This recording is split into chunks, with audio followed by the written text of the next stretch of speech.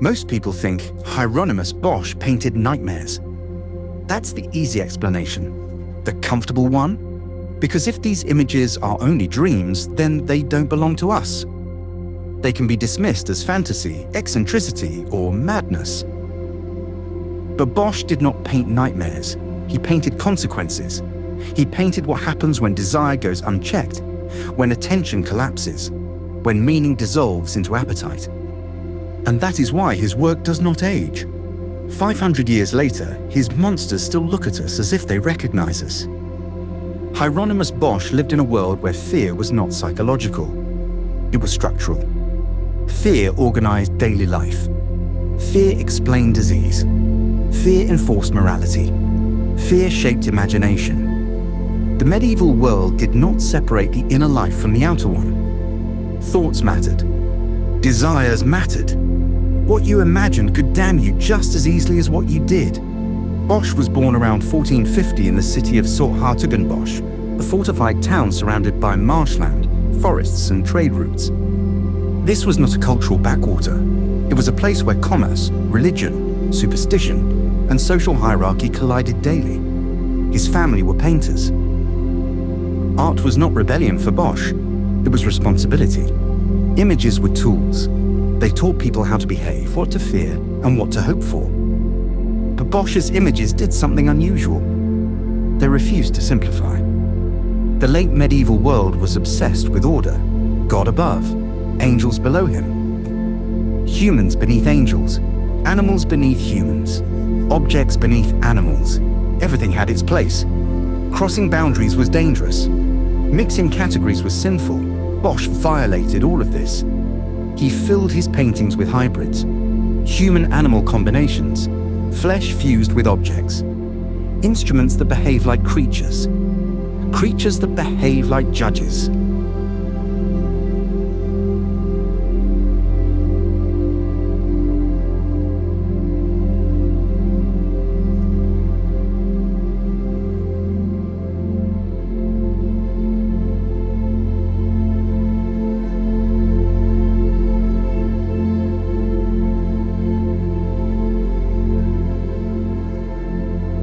This was not decoration, it was philosophy. Bosch lived after the Black Death, but before modern science. People had watched entire families vanish. Children died regularly. Plague returned without warning. War destroyed crops and cities. And none of it had rational explanation. The only framework available was moral. If disaster struck, someone had sinned. If disease spread, God was displeased. If crops failed, the world was out of balance. Hell, in this worldview, was not abstract. It was necessary. It made suffering intelligible. It promised that injustice would be corrected later, if not now. Bosch absorbed this logic completely, but instead of painting hell as a distant place, he brought it close. Uncomfortably close. What makes Bosch unsettling is not the presence of demons. Medieval art is full of demons. What makes him unsettling is that his demons behave like systems. They organize. They administer. They observe. Bosch's hell does not feel like chaos imposed from above. It feels like the natural endpoint of human behavior. Nowhere is this clearer than in the Garden of Earthly Delights. At first glance, the painting feels almost joyful. Bright colors, open space, movement everywhere. But the longer you look, the more something feels wrong. There is no intimacy, no stillness, no reflection. People touch constantly, but nothing connects. Everything is activity without depth. The left panel shows creation, but even here, instability exists. Animals behave strangely. The environment feels artificial, fragile, almost experimental. Paradise is not secure, it is conditional. The central panel overwhelms the senses.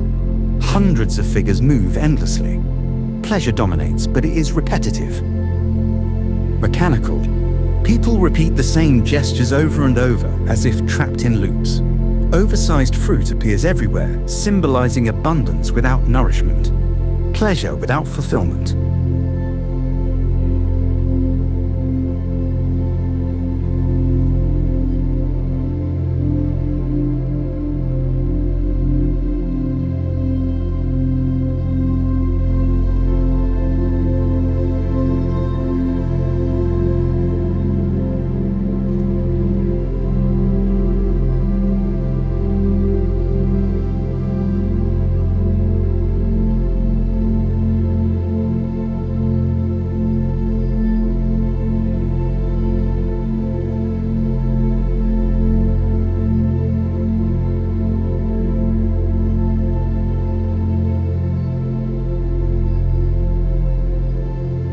Bosch is not condemning pleasure or joy.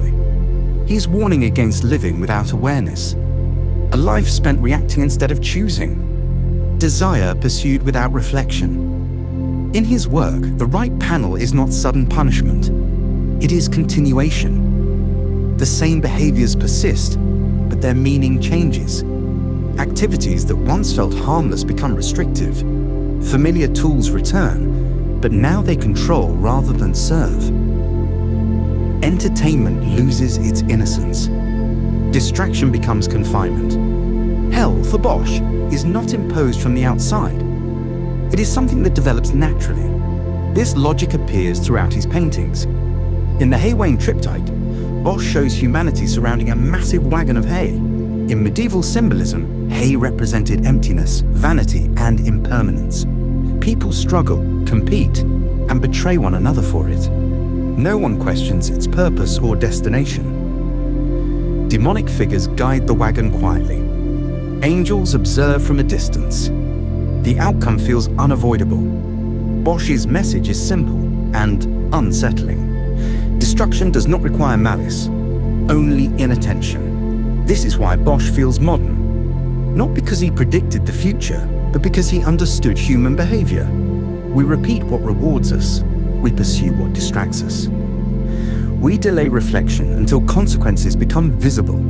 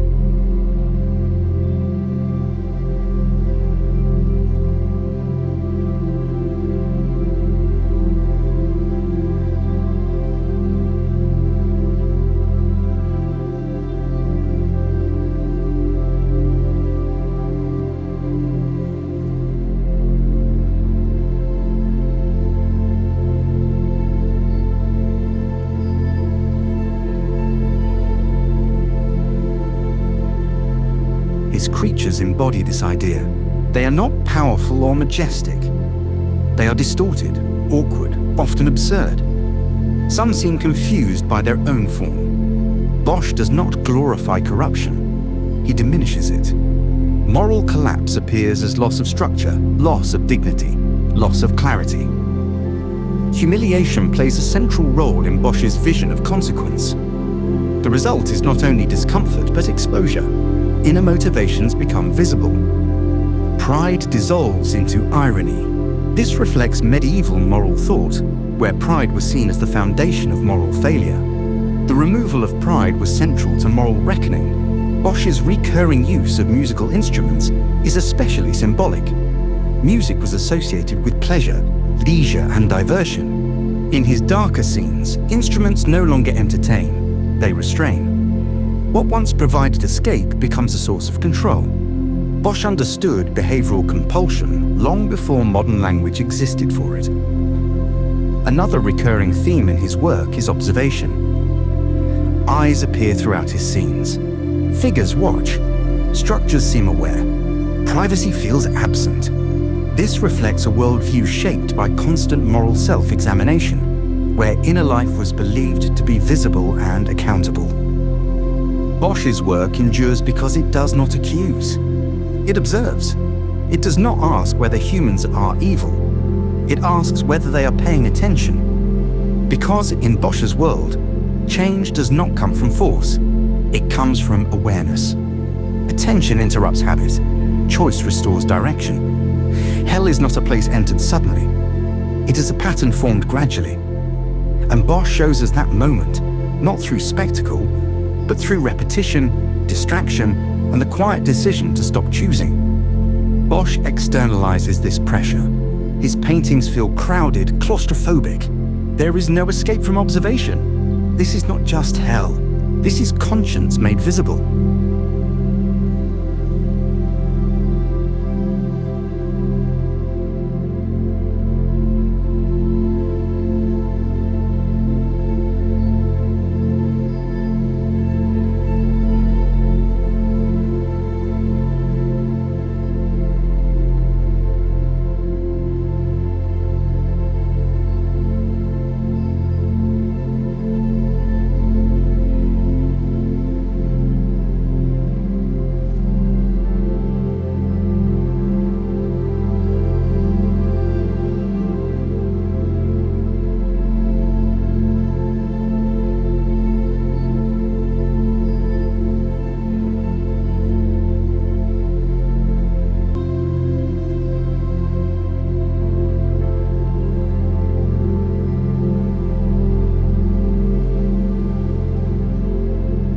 Despite this darkness, Bosch's work contains humor.